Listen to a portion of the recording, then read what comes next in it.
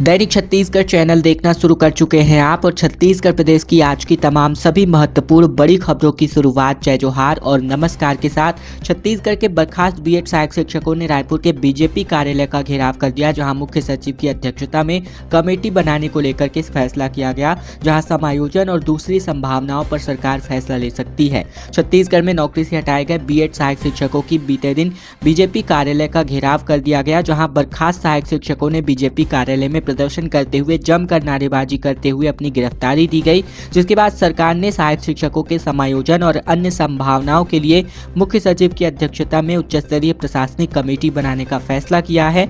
जहां नवा रायपुर के तूता धर्मस्थल में बीएड अभ्यर्थी सहायक शिक्षक अपनी नौकरी बचाने के लिए पिछले 13 दिनों से आंदोलनरत थे। कोर्ट के फैसले के बाद से प्रदेश में सहायक शिक्षकों के पद से 2900 शिक्षकों को बर्खास्त किया गया है, जहां कार्यवाही से इनमें काफी आक्रोश है। भाजपा कार्यालय पहुंचकर बीएड सहायक शिक्षकों ने शायद सरकार के खिलाफ नारेबाजी करी और प्रदर्शन की सूचना मिलते ही मौके पर पुलिस बल की मौजूदगी भी करी गई थी। इसके अलावा बात करें तो यहां रिटायर्ड आईएएस ने यहां पर बताया है कि तकरीबन समायोजन ही एकमात्र ऐसा रास्ता है जहां पर ये सरकार इनकी नौकरी बचा सकती है। समायोजन की अगर बात सामने आती है तो एकमात्र विकल्प के तौर पर सहायक शिक्षक के पद पर लैब टेक्नीशियन में लैब के सहायक शिक्षक के पद पर समायोजन करने की बात आती है।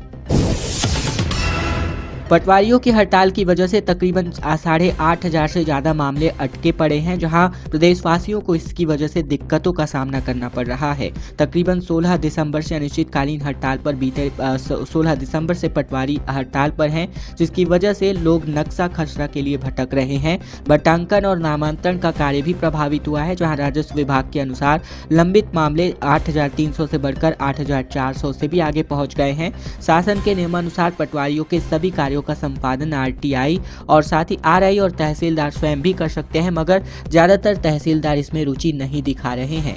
लोगों को इंतजार करवाया जा रहा है ताकि लोग सेवा गारंटी की सीमा की अंतिम अवधि में ही मामले का निराकरण किया जाए।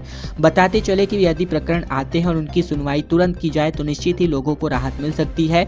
जिले के तकरीबन 40 राजस्व न्यायालयों में तकरीबन 8,465 प्रकरण लंबित हैं। इसके अलावा वर्तमान में आय प्रमाण पत्र, मूल निवास प्रमाण पत्र और अन्य पिछड़ा वर्ग प्रमाण पत्र, साथ ही अनुसूचित जाति, अनुसूचित जनजाति प्रमाण पत्र, ऐसे तमाम आवेदन हैं जो यहाँ लंबित हैं, जिनका निपटारा सरकार नहीं कर रही है। 1 लाख से ज़्यादा श्रद्धालुओं ने मां बमलेश्वरी के दर्शन किए वेलकम 2025 के अवसर पर, जहां अंबिकापुर के मां महामाया मंदिर पर भी कतारें लगती नजर आई, तो वहीं दंतेश्वरी मंदिर में भी लोग दूर दराज से अपने नए साल भगवान के दर्शन करने पहुंचे।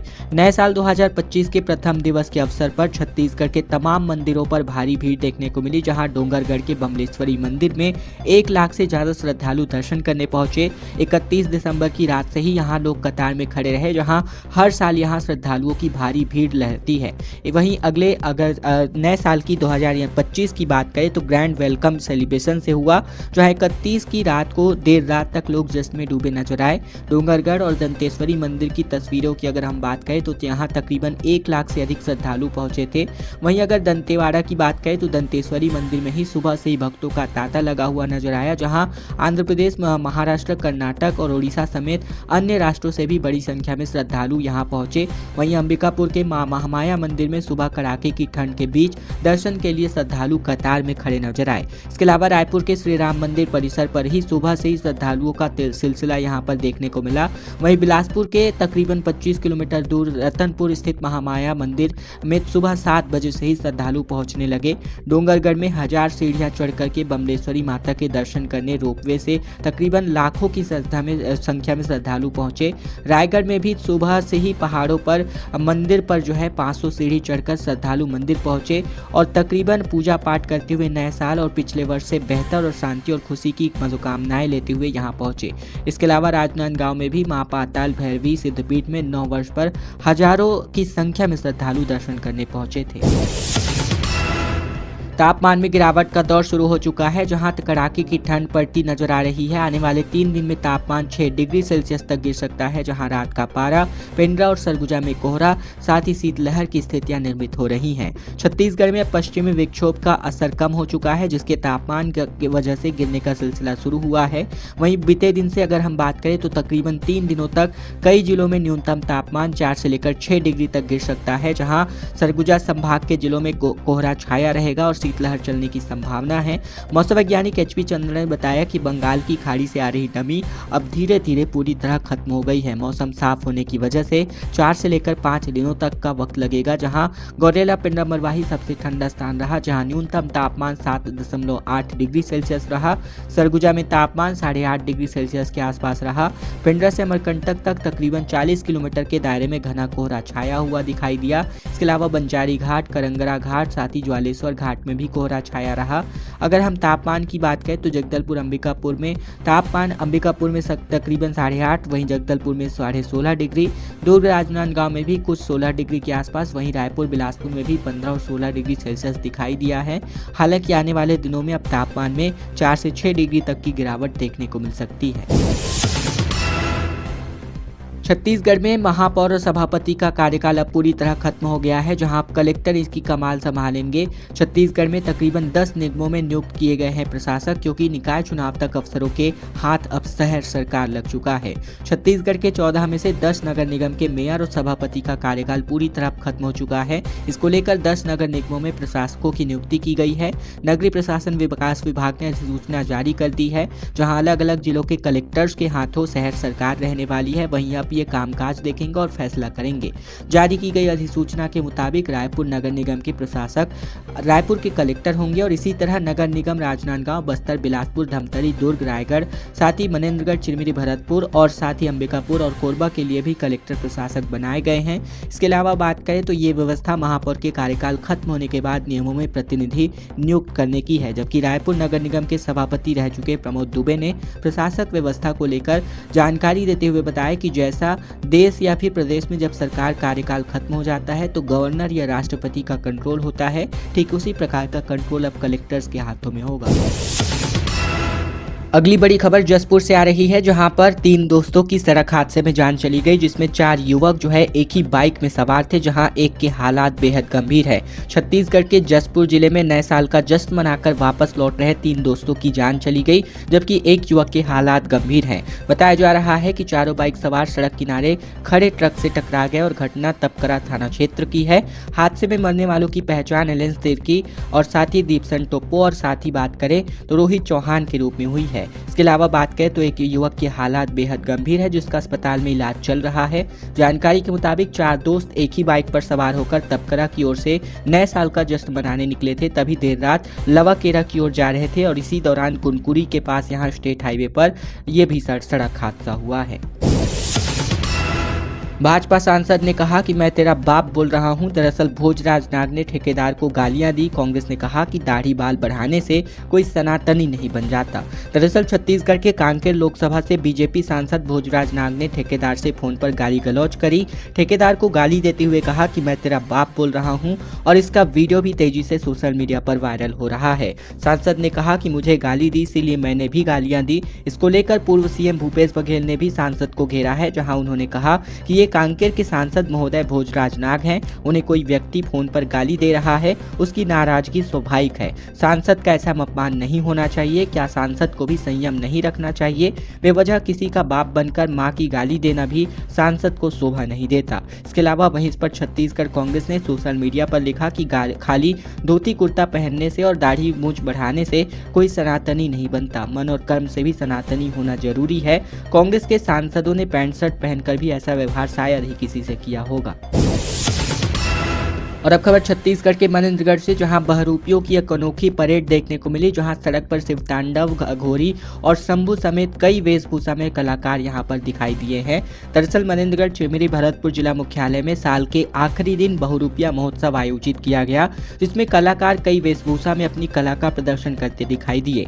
शहर के मेन रोड से होकर गुजरने वाले परेड को देखने के लिए हजारों की संख्या में लोगों की भीड़ इकट्ठा हुई, जहाँ बहरूपिया प्रतियोगिता में शिव तांडव, भगवान विष्णु का वामन अवतार और अघोरी शंभू आकर्षण का केंद्र नजर आया। जहां पुराने साल की विदाई और नए साल के स्वागत पर यह आयोजन पिछले 30 सालों से हो रहा है।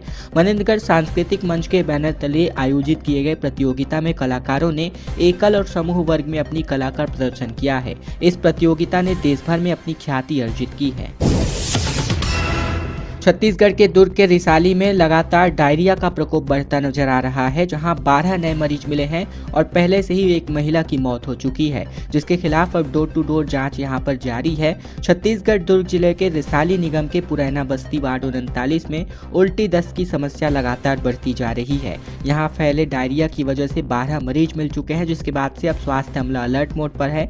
सीएमएचओ के निर्देश पर टीमें घर घर जाकर डोर टू डोर जाँच कर रही है। सीएमएचओ डॉक्टर मनोज खुद रात में रिसाली के डायरिया प्रभावित क्षेत्रों का निरीक्षण करने पहुंचे, जहां उन्होंने जब डॉक्टरों से जानकारी ली तो पता चला कि दो लोगों को गंभीर हालात के चलते जिला अस्पताल रेफर किया गया है और इसके साथ ही प्रभावित क्षेत्र में स्वास्थ्य विभाग और निगम अमला भी विशेष जांच शिविर लगाए हुए है। सीएमएचओ ने घर घर जाकर जांच कर दवा देने का निर्देश भी जारी किया है।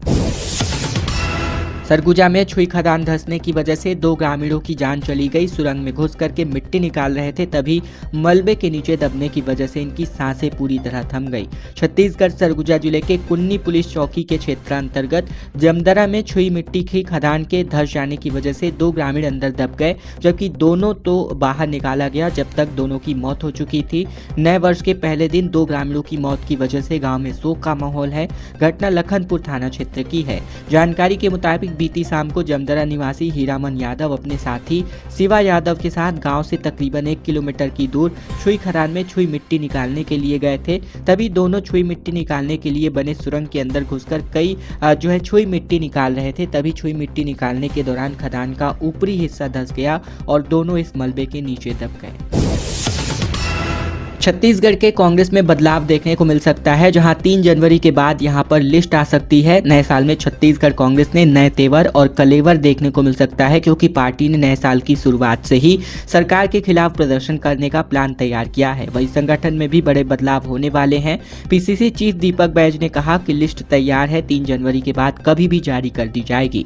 पूर्व विधायक कुलदीप जुनेजा के आरोपों को लेकर डेबर ने कहा कि 2018 में प्रदेश कांग्रेस अध्यक्ष बना, तब विधानसभा चुनाव के लिए टिकट बांटे गए थे और इस दौरान किसी भी तरह से टिकट के लिए पार्टी और वापसी में कोई भी पैसों का लेन देन नहीं हुआ।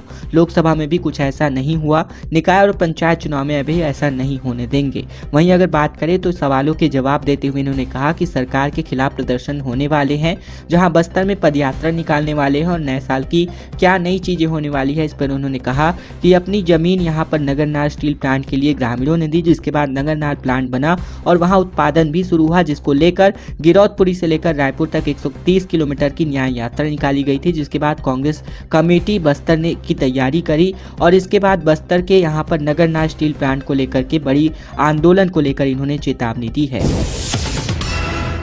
छत्तीसगढ़ की कोरबा में बुधवार की शाम रताखार के पास तेज रफ्तार ट्रक ने स्कूटी सवार एक युवक को अपनी चपेट में ले लिया और हादसे में युवक की मौके पर ही जान चली गई। आक्रोशित भीड़ ने मौके पर मौजूद 2 ट्रकों को आग के हवाले कर दिया है। तनाव की स्थिति को देखते हुए पुलिस की टीम मौके पर पहुंची और 2 लोगों को शांत कराने के प्रयास में जुट गई। बताया जाता है कि रताखार निवासी टीका यादव अपने एक्टिवा में सवार होकर किसी काम से दर्री पुल की तरफ गया हुआ था, जहाँ वापस लौटते समय एक ट्रक ने उसको अपनी चपेट में ले लिया, जहाँ हादसे में युवक की घटनास्थल पर ही जान चली गई। देखते ही देखते राहगीरों की भीड़ इकट्ठा हो गई और आक्रोशित लोगों ने मौके पर ही चक्का जाम कर दिया। मृतक की पहचान होने के बाद कुछ लोगों ने मौके पर खड़े 2 ट्रकों में आग लगा दी और कोतवाली थाना पुलिस मौके पर पहुंचकर घटनाक्रम की जानकारी लेती नजर आई, लेकिन आक्रोशित लोगों ने शव को पुलिस को उठाने नहीं दिया। छत्तीसगढ़ में बालोद में मार्च में नेशनल हाईवे 930 छत्तीसगढ़ को महाराष्ट्र और तेलंगाना से जोड़ देगा, जहाँ 165 किलोमीटर का अतिरिक्त सफर नहीं तय करना पड़ेगा।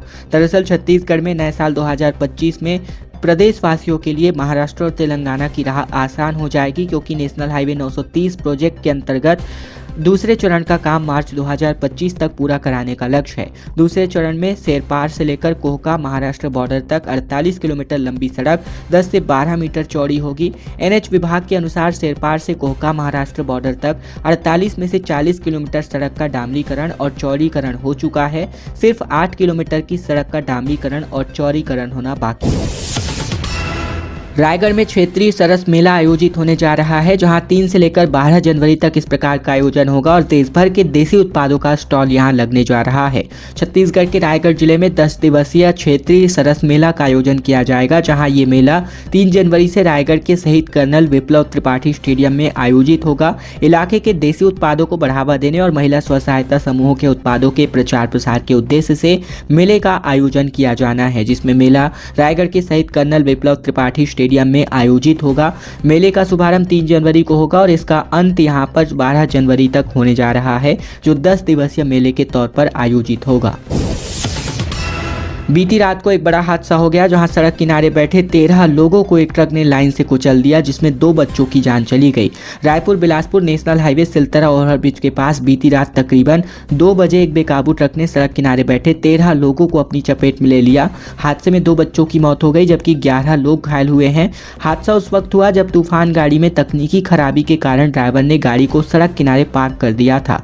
गाड़ी में सवार लोग नीचे उतरकर सड़क किनारे बैठे थे, तभी तेज रफ्तार ट्रक ने उन्हें चपेट में लेकर कुचल दिया और जानकारी के मुताबिक यह हादसा सोमवार की देर रात तकरीबन 2 बजे की है। लगभग सिलतरा ओवरब्रिज के पास ही यह हादसा हुआ, जहां बताया जाता है कि धमतरी जिले का साहू परिवार नए साल से ठीक पहले भगवान जगन्नाथ के दर्शन करने के बाद अमरकंटक दर्शन करने गया हुआ था। तभी रात में अमरकंटक से परिवार के लोग तूफान गाड़ी से वापस धमतरी लौट रहे थे, तभी ये भीषण सड़क हादसा हुआ है।